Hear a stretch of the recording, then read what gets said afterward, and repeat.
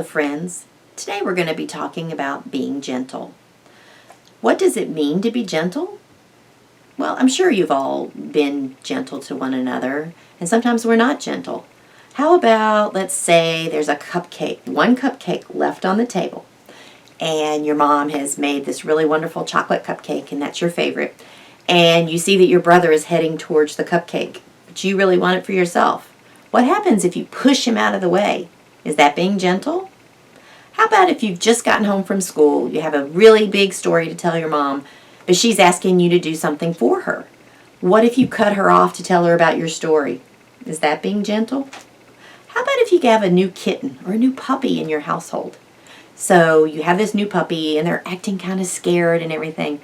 Should you be gentle, or should you try to throw the ball and make the cat or dog be scared? That's what we want to talk about being gentle. What is gentleness? Gentleness is the quality or characteristic of being kind, tender, and considerate. To be gentle means that you should love and care for others in the way that you act and speak. To have gentleness is to have a gentle spirit or a nature about you. The verse we want to look at today comes from Proverbs chapter 15, verse 1, and it says, "A gentle answer turns away wrath, but a harsh word stirs up anger." One of the things I really enjoy doing is sewing. I don't know if you know what a quilter is, but I like to make quilts. And one of the quilts I want to share with you today is one I made for back to school. So I want to show you this.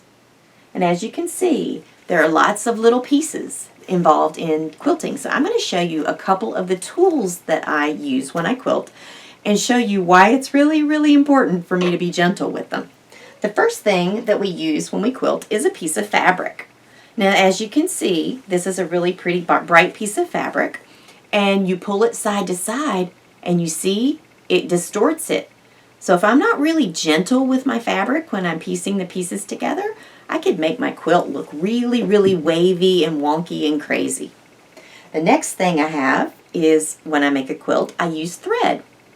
And see, the thread, it looks pretty strong, but you have to be kind of careful, because if you break it, then you have to start over. So it's really, really important that you keep your thread and be very gentle with it.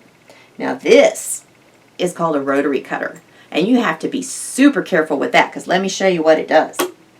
See, the blade sticks out, and the blade is very sharp because I use it to cut fabric. So when I'm finished with it, I have to make sure and retract the blade so that it's got the safety on it, and I got to be very gentle with this. Now, you all may know what this is. This is a needle and thread for hand sewing. And I don't know if you can see this, but the point of this needle is very sharp. And if I'm not very, very gentle with it, I could prick my finger, and that would hurt a lot.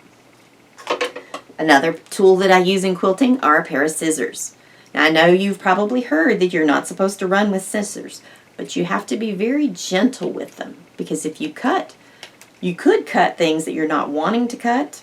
You might cut your fabric the wrong size, but you might hurt yourself. Another tool that I use are pins. So I have these little straight pins. Same thing with the needle. You don't want to poke yourself, so be very gentle with it and put it down gently.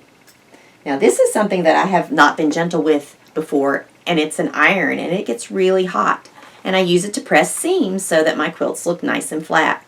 But if you happen to touch this when it's hot, you might get burned. So you definitely want to be extra, extra gentle with an iron. So these are just a few of the tools that I use for quilting, and every one of them you have to be gentle with. And what does that tell us? Yeah, you want to slow down, you want to be gentle, but most of all, we want to care about other feelings.